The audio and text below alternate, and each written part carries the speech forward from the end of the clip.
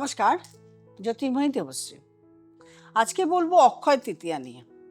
বৈশাখ মাসের শুভ চান্দ্র তৃতীয়ার দিন, যেটা পড়েছে 20 এপ্রিল, 20 তারিখ, এপ্রিল মাসের 20 তারিখ, অক্ষয় তৃতীয়া।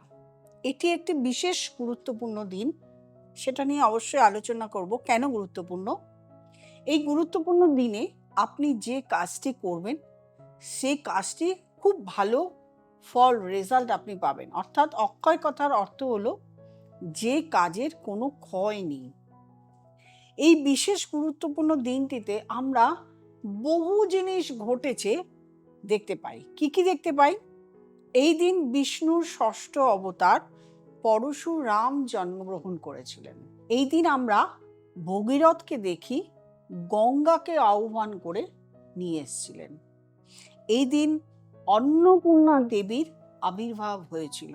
এই দিন আমরা দেখতে পাই যে কুবের, ধনকুবের যাকে বলা হয়, এই কুবেরের তপস্যায় সিদ্ধিলাভ করেছিলেন এবং এই তপস্যার ফলে বাবা শিবকে তিনি খুশি করেছিলেন এবং শিব খুশি হয়ে তাকে প্রচুর পরিমাণে ঐশ্বর্য দান করেছিলেন।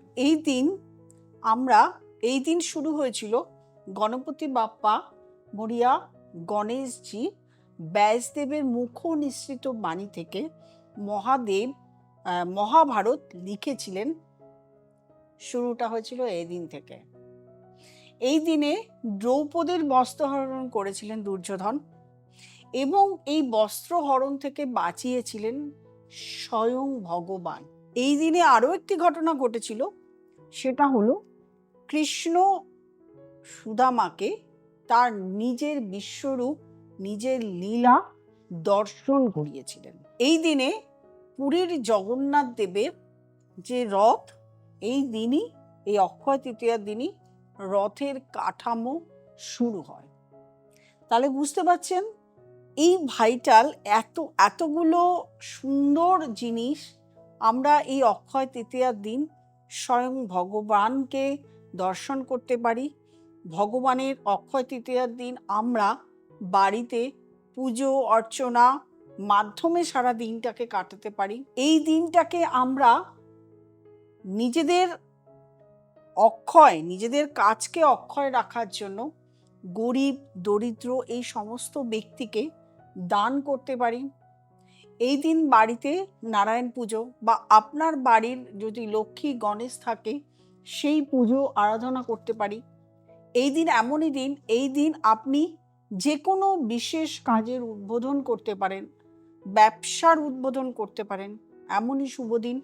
নতুন কিছু গৃহ প্রবেশ থেকে শুরু করে গৃহ আপনি এক গৃহ থেকে আরেক গৃহে যাওয়া, আপনার দোকানের শুভ কাজ, দোকানের পুজো, এগুলো আমরা কিন্তু অক্ষয় তৃতীয়ার দিন করতে পারি। আপনি এই কাজটি, যে কাজ করবেন, এই কাজ সারা জীবন অক্ষয় হয়ে থাকবে।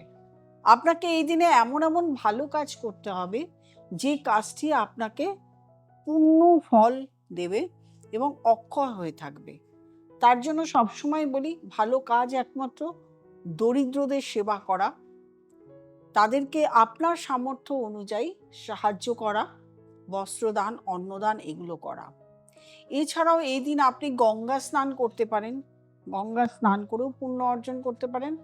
কোনো কিছু না পারলেও আপনি আপনার যে গৃহ দেবতা বা যার কাছ থেকে দীক্ষা গ্রহণ করেছেন, যে গুরু, তার নাম জপ করুন, বাড়িতে একটু ভালো করে পুজো দিন, অর্চনা দিন, সারাদিন নাম সংকীর্তন করুন, গুরুর নাম জপ করুন। গুরুর নাম ছাড়াও যে দেবতার নাম অনেকেই এসছেন আমার কাছে, তাদেরকে অনেককেই আমি প্রণাম মন্ত্র, বীজ মন্ত্র দিয়েছি, সেগুলো জপ করুন। এছাড়া আপনি যে মন্ত্রগুলো জানেন, যে ঠাকুরের, যে দেবতার মন্ত্র আপনি জানেন, সেগুলো করুন। দেখুন আপনার আজকের দিনটি, আজকের কাজটি অক্ষয় হয়ে থাকবে। অক্ষয় পূর্ণিমা আপনাদের শুভ হোক, ভালো থাকুন এবং প্রত্যেকের এই অক্ষয় পূর্ণিমার দিন থেকেই যে কাজ শুরু করবেন অক্ষয় হোক।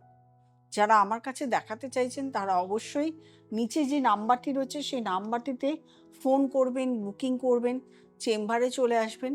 আর যারা নতুন প্রোগ্রাম দেখছেন তারা অবশ্যই একটু সাবস্ক্রাইব করে নেবেন, লাইক করবেন, কমেন্ট করবেন, শেয়ার করবেন, যাতে প্রত্যেকে যায় আমার এই প্রোগ্রামগুলো সবার কাছে। ভালো থাকবেন, সুস্থ থাকবেন। নমস্কার।